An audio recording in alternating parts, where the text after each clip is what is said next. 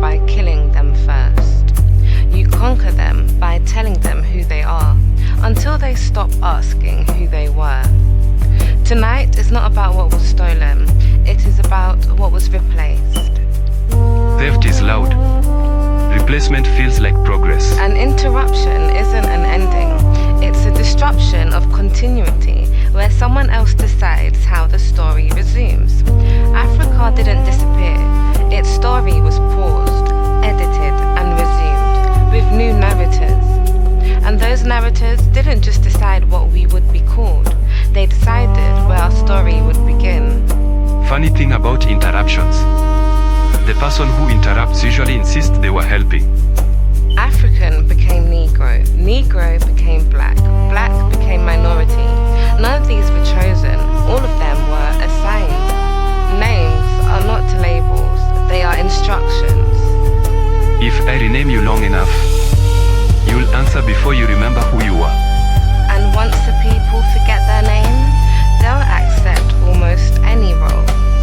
Colonization didn't just bring guns, it brought curriculum, new alphabets, new heroes, new timelines.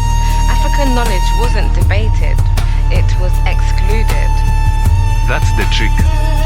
If it's not in the textbook, it doesn't need to be disproven. Slavery becomes the beginning, colonialism becomes development, resistance becomes rebellion. Language does the word violence no longer has to. Let's talk about God again. Not belief, presentation.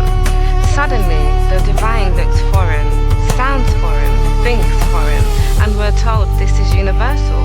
Which is impressive. Because God apparently travels first class. But only in one direction.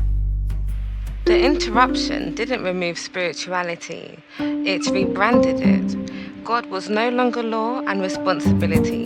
God became obedience and fear. When history is interrupted, identity fractures.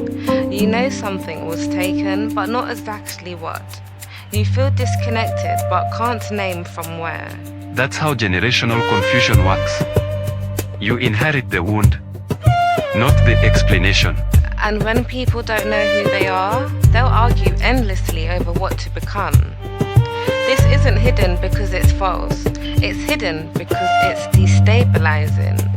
A people who understand interruption stop asking for inclusion and start asking for authorship. And nothing scares a system more than someone editing the script. RearView TV isn't here to give you answers. We're here to return questions you were never allowed to ask. Who were we before the interruption? Who benefited from rewriting us? And what happens when memory comes back online? Spoiler alert. History gets nervous. This isn't revision, it's recalibration.